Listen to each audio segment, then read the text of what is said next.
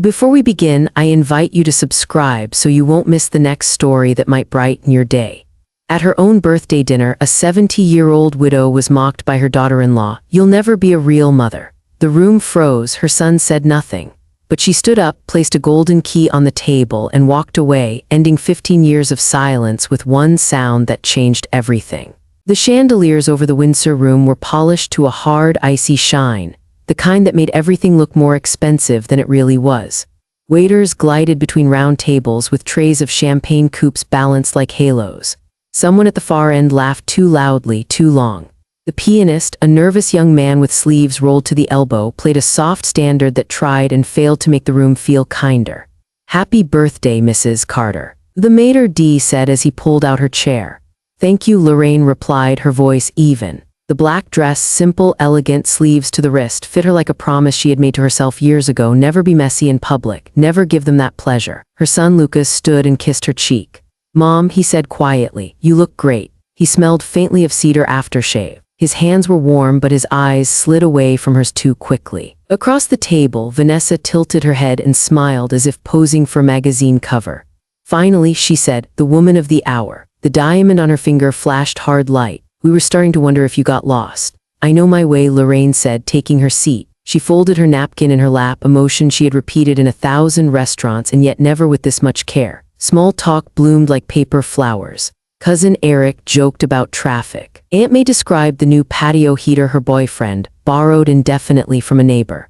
Two family friends, Grace from the old church choir and Mr. Duffy from the hardware store, sat side by side and traded stories about Lorraine's charity drives in the early years when money was tight and enthusiasm had to do the lifting.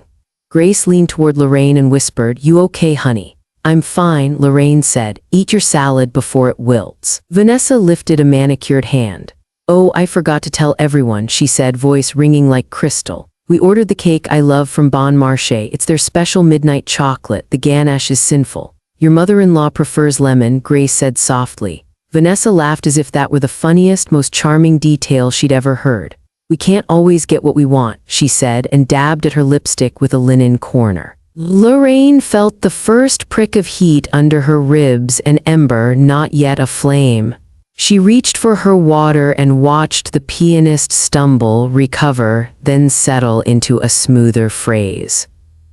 In the corner by the windows, their old neighbor, Mrs. Delgado, waved at her with both hands and mouthed something Lorraine couldn't catch. The room was a snow globe, pretty sealed and a little ridiculous.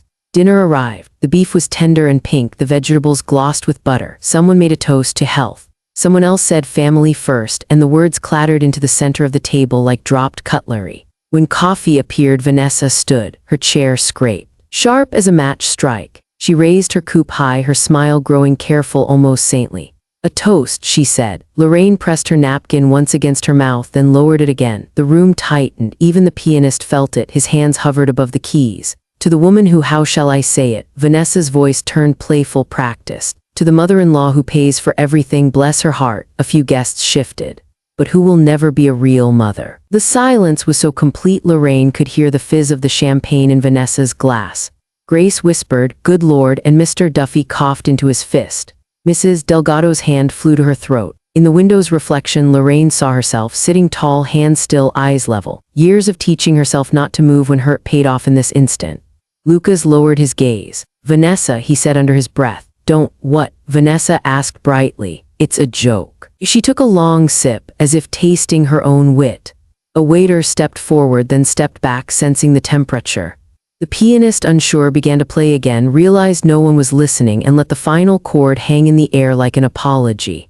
Lorraine did not ask Vanessa to explain herself. She did not correct anyone's memory. Instead, she pushed her chair back with a soft, deliberate sound and reached into her clutch. Her fingers found what they had been closing around all evening, a small velvet pouch warm from her hand.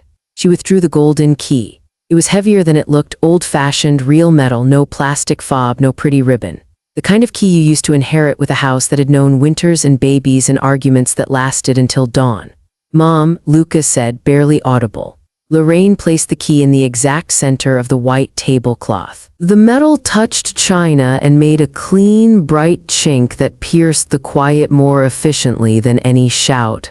Heads turned. Conversation died in corners where it had tried to survive. "What's this?" Vanessa asked. Her smile faltered by a millimeter, but Lorraine saw it. "It's not a joke," Lorraine said. She set a folded sheet of paper beside the key and smoothed it with 2 fingers. "Not for you." Vanessa laughed too high. "If this is about the cake, read it," Lorraine said. Grace touched Lorraine's forearm. "Are you sure?" she whispered. "I'm done hoping anyone will guess what I mean," Lorraine said, not unkindly. Vanessa unfolded the paper. Her eyes moved left to right, The perfume cloud around her, something expensive with a bitter green heart, seemed to thicken. "You can't be serious," she said, the smile gone now, voice flattened by something closer to fear. 30 days, 30 days. Lucas reached for the page with a shaking hand. He scanned it, swallowed, and looked up with cheeks drained of color. "Mom," he said, "please tell me you didn't." "I did," Lorraine said. She breathed in out. The air felt cooler on the way down. Across the room, the maitre d' took one cautious step toward the table and then reconsidered. The pianist, relieved to be given a role again, started a low, steady progression that sounded like rain on a roof. "After everything we've done," Vanessa said, grabbing the edge of the tablecloth as if it could stabilize the spinning world. "After all we've invited all these people." "You invited them," Lorraine said. "To my birthday." Vanessa's mouth opened. "So you're what, punishing us?" She gestured at the key. "Evicting your own family. People will talk." "People already talk," Mr. Duffy said, surprising himself. He stared into his coffee. Mrs. Delgado found her voice. "Vanessa, you mind your tone," she said, the vowels round and fierce. "I've known this woman 30 years. Vanessa shot her a look edged with contempt. "This is between us." "No," Lorraine said. "That's the whole point. For 15 years it's been only between us. Loans no one repaid, promises no one kept. Tonight we're done whispering." Lucas flinched as if the words were hail. "Mom, I didn't know you." "You knew," Lorraine said gently. "You just never wanted to be the one to say enough." Grace folded her hands. "Lorraine," she said, "think of the children." "I am," Lorraine said. The answer surprised no one more than it surprised herself. She had rehearsed 100 speeches, but the one she gave now sounded like a bell struck true. Vanessa laughed again, brittle. "You can't do this," she said, voice rising. "That house is our home." "That house is my home," Lorraine said. "I invited you in. I can ask you to leave." She turned to the waiter who stood nearby, white-knuckled around his tray. "Could you please bring me the check?" "Mom," Lucas said, voice breaking. "At least talk to me, alone." Lorraine looked at her son, and for a heartbeat she saw him at 7, mud on his knees, gap in his teeth, running home with a dandelion bouquet. The tenderness hurt because it was real. "Lucas," she said, "I will talk to you, but not to undo this." He nodded once, almost imperceptibly, a drowning man who recognized the lighthouse and understood it would not swim. The room exhaled a collective breath it hadn't realized it was holding. Someone clinked a spoon against a glass, thought better of it, and set the spoon down. The pianist slid into a minor key that made the chandeliers look colder. Vanessa's mask slipped. "You've ruined my evening," she said, and then caught herself hearing the word that gave her away. Lorraine stood, slow enough that everyone had time to watch. The black dress moved with her like a shadow she owned. She placed her napkin beside the untouched dessert plate, aligned the fork, and straightened the corner of the paper with its neat, legal lines. There was nothing else to arrange. "Mrs. Carter," the maitre d' murmured, materializing at her elbow. "Shall I call your car?" "No," Lorraine said. "I know the way." She lifted her clutch. For half a breath she rested a hand on Lucas's shoulder. He didn't look up. Across from him, Vanessa stared as if she'd been asked a question she could not parse. Grace's eyes shone. Mrs. Delgado mouthed, "Good for you." Lorraine turned. The carpet softened her steps. But the key's echo, the bright, undeniable note of metal against porcelain, seemed to ring on, a sound you felt more than heard. She walked toward the double doors. The pianist's hands hovered, then fell silent entirely, as if the music itself wanted to see how this ended. At the threshold, Lorraine paused, not for effect, but because the room's weight shifted behind her, a tide pulling back to reveal what had always been on the ocean floor. She didn't look over her shoulder. She didn't need to. She stepped through the doors and disappeared into the warm hush of the hallway, leaving behind the key, the paper, and a family frozen mid-breath. Faces stunned, glasses suspended, smiles cracked like paint, while the camera lingered on what they had never expected to see. The moment a quiet woman chose her dignity over their approval. The first night after the dinner, Lorraine slept on the sofa with the lamp on, an old habit from the months after Robert died. Back then, the soft circle of light felt like a lighthouse. Now it was a witness. She lay there listening to the radiator hiss and the city breathe through the cracks of her old windows, replaying the clink of the golden key. It echoed in her chest the way church bells echo in a small town, distant but impossible to ignore. She remembered the morning she became a widow, the The hospital room smelled like antiseptic and warm plastic. A doctor with gentle hands said her husband had gone quickly, as if speed were a consolation. She nodded, thanked him, and walked to the parking garage with a spine made of glass. On the drive home, she kept both hands on the wheel and narrated the streetlights to herself. Green, green, red, so she wouldn't scream. A week later, Lucas, then 24 and newly married, knocked on her door with a cardboard box of bills. "It's just for a month or two," he said, shifting from foot to foot. "We'll catch up once Vanessa starts at the firm." Vanessa, glowing with potential and perfume, squeezed Lorraine's fingers and said, "We hate to ask, you know we do." Lorraine looked at the photo of Robert on the mantel and felt him staring back with the patience of a good man. She said yes. The word came out like a prayer. 1 month became 2, then 6, then an unspoken arrangement. When their lease ran out, she put 20% down on a modest house with a tidy lawn and a maple tree that threw polite shade by late summer. The deed bore her name because the bank insisted, and because Robert had taught her to keep the house in the safest hands. She told herself it was only a formality. She told herself a lot of things. "Your interest rate is excellent, Mrs. Carter," the mortgage officer said with a smile. "You've done everything right." "Thank you," she said. She signed where the sticky flags told her to sign and thought, "We're a family. This is what families do." The first year, Lorraine wrote checks by hand, a neat blue script that could have been calligraphy if her wrist had been less tired. Then she set up automatic transfers so she wouldn't have to watch the numbers march away. In December, she added the private school tuition. Because Lucas worried the neighborhood school was too rough, and because the admissions counselor used phrases like enrichment environment and leadership pipeline. She added the car payment when the old sedan coughed and died outside a pharmacy. She added gym memberships when Vanessa said stress was eating her alive and Pilates would save her. When the bills arrived, Lorraine filed them in a green accordion folder labeled Household, Lucas, and pretended the folder was a garden hose money flowed through and put out little fires. Vanessa learned to sigh with style. She had a way of setting a credit card on a restaurant table as if the card itself were a wounded bird. "It must be nice not to worry about this," she'd say, laughing lightly, eyes shiny with manufactured humility. "I can't even look at our statement, it's embarrassing." The waiter would pretend not to hear. Lucas would stare at his water. Lorraine would reach for her purse. "Mom," Lucas said one spring afternoon, standing in her kitchen with a laundry basket that was not his. "We're behind on the utilities, just this once, I'll pay you back on Friday." "What happens on Friday?" Lorraine asked, pouring coffee. He blinked. "Vanessa's expecting her first check." "You told me that last Friday." "I did," he grimaced. "Time, it's been a week." "It has," she said, and handed him a stack of $20 bills. "Remember, Sunday is dinner, bring the kids, I bought sparklers." In the beginning, Vanessa showered Lorraine with small, bright kindnesses. Text messages with heart emojis, spa gift cards on Mother's Day, a framed photo of the grandchildren in matching sweaters. But the gestures came stapled to invoices. "We should do something for the family," Vanessa would say, tapping her phone. "Christmas in Vermont, the kids deserve magic." And when the chalet deposit posted to Lorraine's account, Vanessa's thank you landed as a glittering comment on Instagram. "Blessed. Family is everything." Grace noticed first. Over grocery carts one Tuesday morning, she said, "You've been quiet." "I'm fine," Lorraine said, inspecting a head of lettuce as if it held a secret. "I'm helping where I can." "You always do," Grace said. "Does anyone help you back?" Lorraine smiled and moved on to the tomatoes. She was good at answering the wrong question.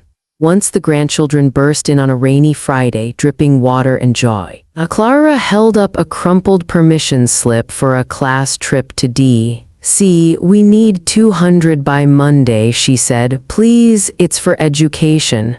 "Of course," Lorraine said. She wrote the check with a flourish and turned it into a magic trick. "Now it's printed," she told Thomas. "You can't spend it on candy." He laughed and her chest loosened for the rest of the day. It was easy to confuse relief with happiness.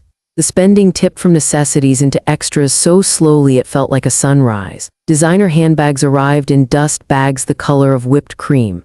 Spa packages came with names like Everlasting Youth. Birthdays stretched into weekends in Napa. Vanessa posed in all of it and tagged none of it to Lorraine, who liked it that way, until the invisibility started to bruise. "Mom, everyone does it," Lucas said once when she hesitated over a wire transfer. "Her friend's parents help, it's how people get ahead." "I'm not people," Lorraine said, "I'm a person." He didn't understand and she didn't explain. She had started to keep a memo pad beside the phone. On it, she tallied the big numbers only. the mortgage, tuition, the car, the emergency surgeries that never produced receipts. When the total crossed 400,000, she laid the pencil down like a burned match and walked to the window. The maple in the courtyard flared red. The color felt like an accusation. Across the hall, Mrs. Delgado knocked with a Tupperware of caldo. "You're too thin," she said. "Eat, or I'll call your doctor." Lorraine took the soup and the admonition. "Do you ever feel," she asked, "like being good is a job you don't remember applying for?" Mrs. Delgado cocked her head.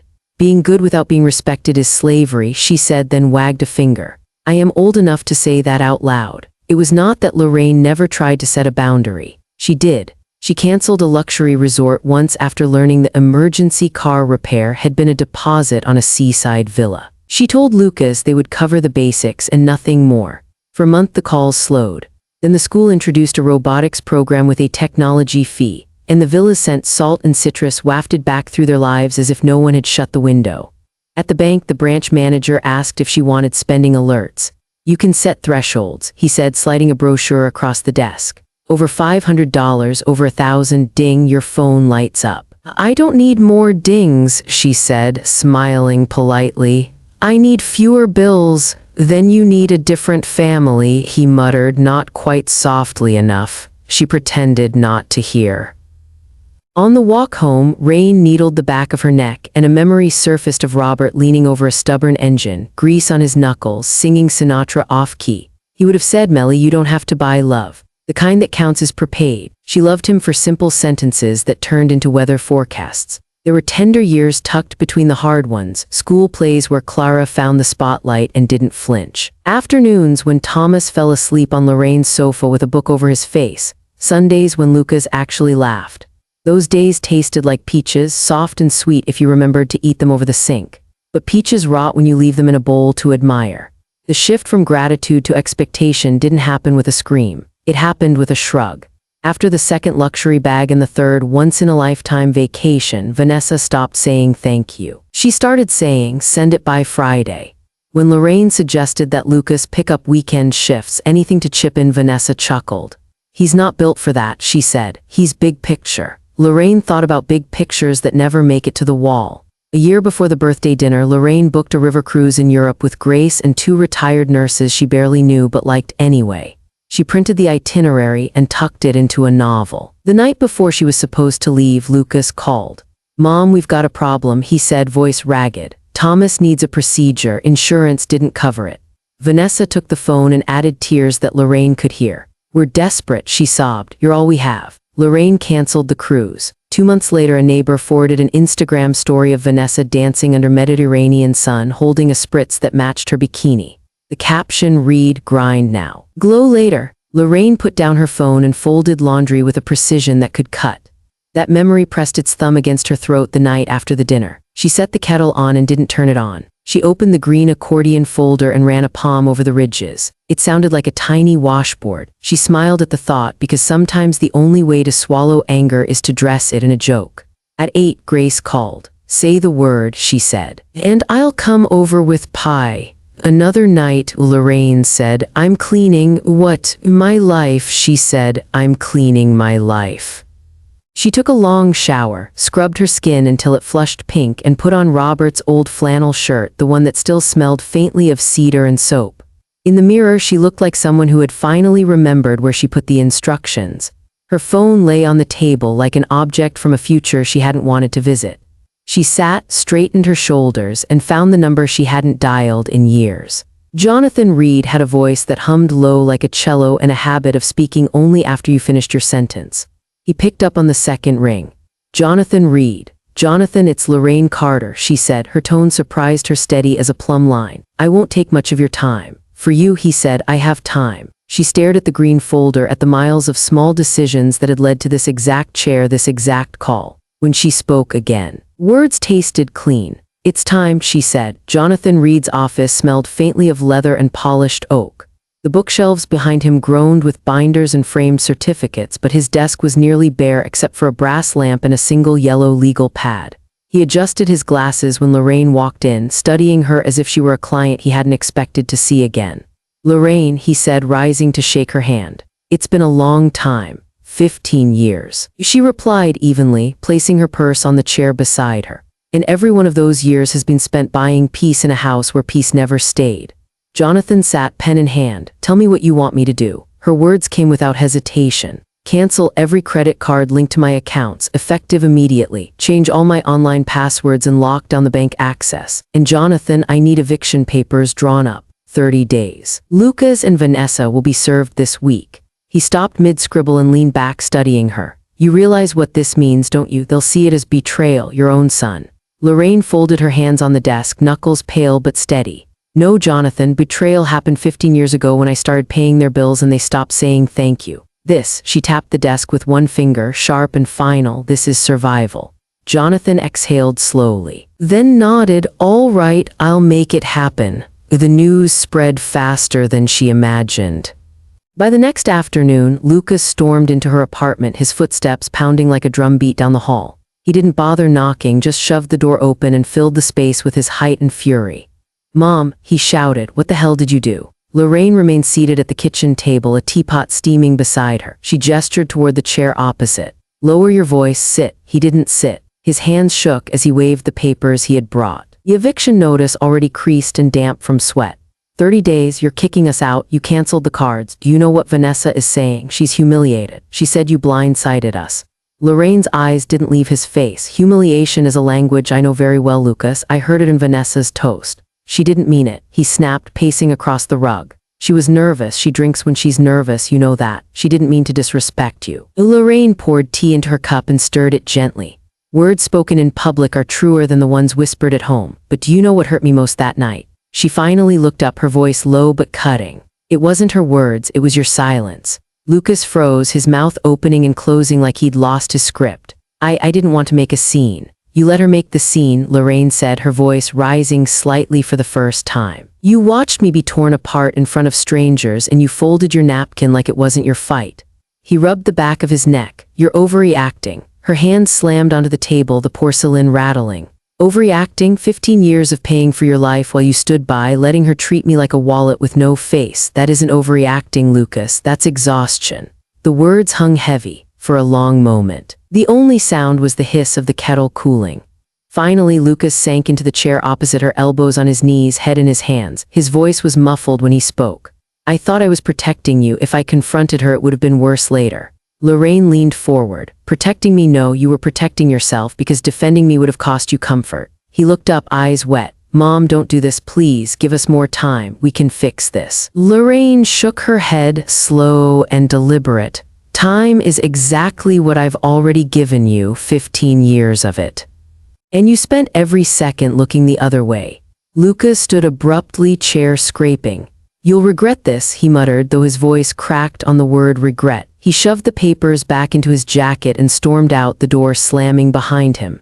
Lorraine sat alone, her pulse steady, her hands clasped in her lap. She thought she might cry, but no tears came, only a strange calmness. The kind sailors feel when a storm has passed and the sea is still dangerous but no longer surprising. She rose to lock the door, but before she could turn the bolt, a softer knock came. She opened it cautiously. On the threshold stood Clara and Ethan Jr., their eyes red from crying, their backpacks drooping off their shoulders. Clara clutched her brother's hand and whispered, her voice trembling. Grandma, is it true? Are you really kicking us out? The knock of the children's shoes on the hardwood was hesitant, almost apologetic. Clara and Ethan Jr. stepped into Lorraine's apartment as if they were trespassing in a museum where every object had a story they weren't sure they wanted to hear. Their cheeks were streaked with dried tears, their voices fragile. Grandma, Clara whispered, clutching her little brother's sleeve. Is it true you're making us leave the house? Lorraine motioned them toward the sofa, her heart tightening at the sight of their downcast eyes. She smoothed the afghan draped over the armrest, inviting them to sit close. She let the silence linger long enough to steady her breath. Yes, she said softly, it's true, but you need to understand why. Ethan's voice broke into the quiet. Mom says you don't love us anymore. Lorraine's chest clenched. She reached for his hand, folding it into her own weathered palm. Oh, my sweet boy, she said, her voice thick. I love you more than anything. That's why I'm doing this. Love doesn't mean giving someone everything they want. Sometimes it means teaching them the truth, even if it hurts. She rose and walked to the bookshelf where an old tin box sat among family photos. She brought it back and set it on the coffee table. From inside, she pulled out yellowed receipts, bank stubs, and letters. She laid them one by one in front of the children like puzzle pieces forming a picture. This house, your schools, your trips to the beach, even the car your parents drive, all of it came from me. Every month for 15 years I paid for it. Clara's eyes widened. She looked from the receipts to her grandmother's face. I've never seen Dad bring money home, she whispered, the words more confession than observation. The realization hit her like a crack in the earth beneath her feet. Lorraine placed a hand on Clara's shoulder, steadying her. Your father is not a bad man, but he made choices that were easy when I kept saying yes. And your mother, she paused, careful with her words. Your mother learned to live in a world where she didn't have to earn anything, but you too must live differently. The children's loyalty tugged at them like invisible strings. Clara chewed her lip, torn between defending her parents and acknowledging the truth laid bare on the table. Ethan clutched the Afghan, pulling it tight around his knees. I don't understand. Ethan said quietly, if money isn't just there, then how do people get it? Lorraine's eyes softened. By working, by being responsible, by showing gratitude for what they have. Money isn't magic. It doesn't appear because you hope hard enough. It comes from effort, and if you don't respect it, it disappears faster than you think. Clara blinked back, tears. But Grandma, why now? Why all at once? Lorraine's voice grew firmer. Because I believed I was building a future for you, but what I was really building was a prison for me and for your parents. I refused to keep you locked inside it. The children broke down then, their tears spilling into her lap as Lorraine pulled them close, kissing the crowns of their heads.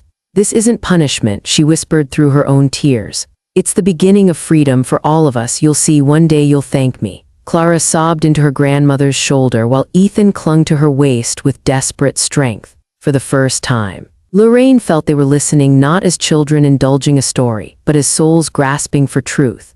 The tender moment shattered with the violent slam of the front door. Vanessa stormed in, her heels striking the floor like gunshots. Her face was twisted, her lipstick smeared from rage. You, she screamed, pointing at Lorraine, you're destroying my family. Clara flinched. Ethan buried his face against Lorraine's side. Lorraine tightened her hold on them, her body a shield. Her voice calm as a lake after thunder. No, Vanessa, Lorraine said evenly, her eyes unblinking. I'm saving them. By late afternoon, the block had drifted into the kind of idle curiosity only a quiet Sunday can breed. Lawn mowers stuttered to a stop. Dogs paused mid-bark. Mr. Duffy leaned on his mailbox like it was a lectern. Word had traveled too fast to be accidental that something was about to happen at the Carter house. Vanessa was already on the porch. Pacing in short, furious lines, her phone clutched like a weapon. She's lost it, she announced to a semicircle of neighbors who pretended to pass by and then conveniently stalled.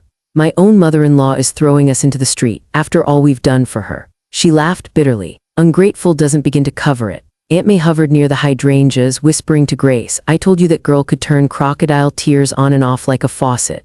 Shake. Grace murmured, let the truth do the talking. Lorraine turned the corner with a steady pace, a leather folio tucked beneath her arm. She was not in black this time, but in a pale coat that looked like morning light. The change mattered. She didn't come to mourn anything, she came to end it.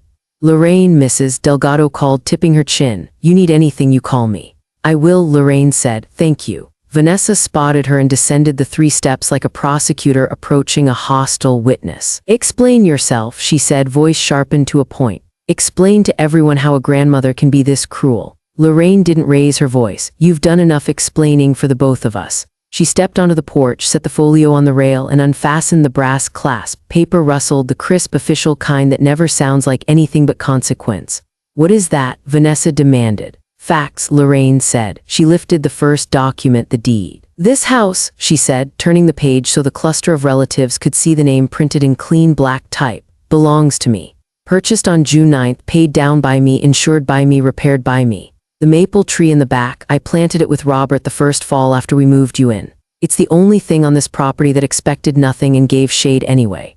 A murmur rippled through the crowd. Mr. Duffy squinted at the paper, then nodded once, as if the ink itself had confessed. Lorraine laid the deed down and lifted a stack of statements, clipped neatly. Utilities, insurance, tuition, the SUV, vacations you called once in a lifetime 3 times a year. She flipped through color-coded spreadsheets, blue for recurring bills, yellow for emergencies, red for what had been labeled special occasions and later became just because. Every transfer, every month for 15 years. Someone in the back, one of Lucas's old teammates, whistled under his breath. Aunt May said, Lord have mercy, and crossed herself though she hadn't been to church in a decade. Lucas stood a step behind Vanessa as if the shade she cast might hide him. His jaw worked, but whatever sentence he searched for wouldn't assemble. You kept records, Vanessa scoffed, trying for bravado and hitting only brittle. Who keeps records on family? People who have learned that their memory will be called a liar, Lorraine said. Grace exhaled, a soft yes carried in a whisper. Vanessa snapped toward the neighbors. Do you hear her? She's making us out to be criminals. She's humiliating us. You did that work yourself, Mrs. Delgado said, folding her arms. Vanessa flared. Stay out of this. She's in it, Lorraine said, because I lived this in front of everyone. The dinners, the holidays, the little digs dressed as jokes. You wanted an audience, now you have one. For a moment the scene sharpened into stillness, the kind before a summer storm breaks a heat wave. Even the sparrows pulled up short on the telephone wire. Lorraine took a breath that found the bottom of her lungs. This is not about cruelty, she said, each word placed with care. It's about ending a lie we told together, that I could fund your life forever and you could pretend it was love. Vanessa's composure cracked. Rage surged in to fill the gap. Fine, she stepped closer until Lorraine could see the tremble in her mascaraed lashes. What do you want from me? She shouted. Do you want me to kneel? Is that it? Do you want me to beg in front of everyone? Gasps lifted like birds startled from a hedge. Clara flinched. Ethan Jr. gripped his sister's sleeve. Lucas went ashen, a man watching the bluff he'd believed in collapse in daylight. Lorraine didn't step back, she didn't blink. No, she said, quiet enough that the neighbors had to lean in. I don't want you to kneel. What I wanted was 15 years of respect. She let the sentence rest where it fell. That's something you can't repay. Vanessa reeled, the fight slipping out of her like air from a punctured tire. You'll ruin us, she whispered, a different kind of fear creeping into her voice now, the fear of a life measured in effort. Before Lorraine could answer, a gray sedan rolled to the curb. A man in a navy windbreaker stepped out, checked the house number, and climbed the walk with professional neutrality. Mrs. Carter, he asked. I am. Lorraine said. He turned to Lucas and Vanessa. Lucas Carter, Vanessa Carter, I have documents for you. His tone made it clear this was routine for him and never routine for anyone else. Vanessa recoiled. What is this? Notice to vacate, the man said, handing over the envelopes. 30 days from service. Sign here to acknowledge receipt. He clicked a pen, patient as a metronome. Lucas took the papers, hands shaking. We have children, he said to the man, as if children could alter statutes. I'm just the messenger, the man replied and waited. The crowd's murmur returned louder now, cresting into a wave of realization. Grace wiped at her eyes. Mr. Duffy said, it ain't pretty, but it's clean. Aunt May hissed, I told you to be careful with that girl, to no one in particular. Vanessa tore the envelope open with trembling fingers. Her eyes sprinted across the lines, looking for loopholes like exits in a burning theater. You can't do this, she said, voice failing. You can't. I already did. Lorraine said. Lucas's gaze finally lifted to meet his mother's. For once there was no deflection in it, only the dawning, painful shape of truth. He swallowed. Mom, he said, voice raw. Why didn't you tell me it had gotten this bad? Lorraine's answer was gentle and devastating, because you never asked. For a long second no one moved, even the leaves seemed to hold their green. Vanessa's knees buckled and she collapsed onto the top step. The eviction notice limp in her lap. What am I supposed to do? She sobbed, mascara feathering. What do you expect me to do? Work, Mrs. Delgado said under her breath. Grow up, Aunt May added. Lorraine didn't gloat. She gathered the papers back into the folio with the same neatness she'd used to place the golden key on the dinner table. She turned to Clara and Ethan Jr., who hovered near the hydrangeas like kids caught in weather they didn't understand. You too, she said softly. Come here. They did. She put an arm around each of them, anchoring them to something steadier than the porch's shaky theatrics. To the neighbors, she offered a small nod that was equal parts apology and gratitude, then stepped off the porch as if walking out of a courtroom she hadn't chosen but had finally won.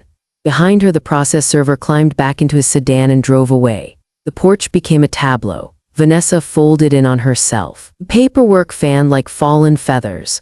Lucas standing motionless beside her, shame coloring his face ash, then pink, then a feverish red, as he looked after his mother with an expression that wasn't anger anymore. It was recognition. He opened his mouth as if to call out, then closed it, understanding that nothing he could say would undo the ink drying on those pages or on the years before them.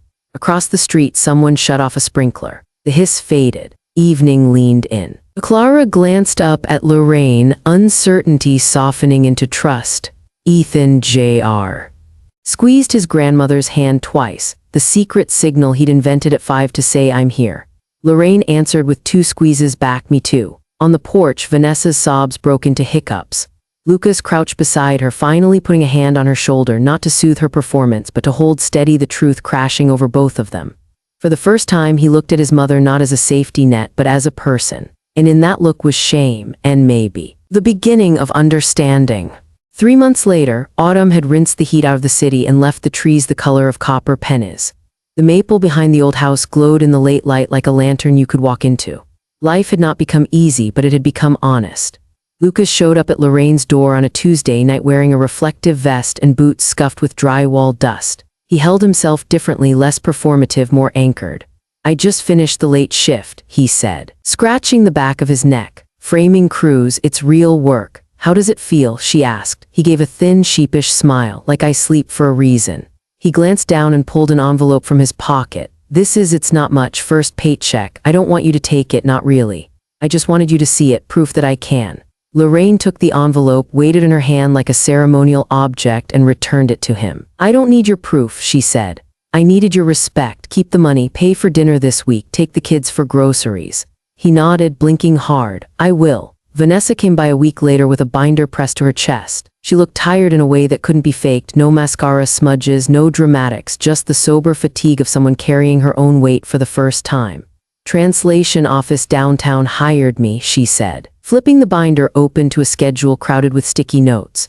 "Spanish intake, legal forms, medical waivers. My head hurts at the end of the day." Lorraine poured coffee. "Headaches pass." Vanessa drank, cupping the mug as if warming her hands. "There's a woman who brings her little boy. He's 6. He speaks better English than she does. He translates for her while I translate for him." She swallowed. "It's humbling." "Good," Lorraine said, not unkindly. Vanessa looked up. Eyes glassy. "I was awful," she said. "To you, to everyone. I can't ask you to forgive me." "You can ask," Lorraine said, "but forgiveness isn't a door you kick open, it's when you knock on and wait." "I'll wait," Vanessa whispered. The grandchildren came on Saturdays with backpacks that didn't sag from a sense of entitlement anymore, only from library books and packed lunches. Clara had picked up shifts at the corner bakery, white flour dusting her knuckles like frost. Ethan Jr. raked leaves for 3 houses on the block and learned more about old men's stories than about leaves. They knocked one evening just before dinner, cheeks flushed from the wind. Clara spoke first. "Grandma," she said, breathless, "we're sorry, we never said thank you, not really, we thought it was normal." Ethan chimed in, voice small but clear. "We want to change." Lorraine's vision blurred, she opened her arms and they stepped into them. "I know," she said, pressing her cheek to Clara's hair, then to Ethan's crown. "You are changing, that's the whole point." She pulled back just enough to look them in the eyes. "I love you," that never stopped. They ate spaghetti and meatballs at the kitchen table, plates clinking, stories overlapping, the kind of noise that sounds like hope, messy but warm. After dinner, Clara washed while Ethan dried, both humming a tune from the radio. Lorraine leaned against the doorframe and felt her ribs expand in a way they hadn't in years. A week later, in a narrow Italian cafe off Hanover Street, Lorraine found a table near the window and ordered an espresso that tasted like roasted courage. The bell over the door chimed each time a stranger walked in, and the barista's steam wand sang a thin, happy note. She opened a small leather journal, new, uncreased, and wrote in a hand that had steadied itself. This was never about revenge. It was about liberation. Tough love is still love, sometimes the strongest kind. She paused, listening to the soft clatter of cups, the murmur of conversation, the ordinary music of a day that asked nothing from her but attention. A couple at the bar argued about soccer scores and kissed between sentences.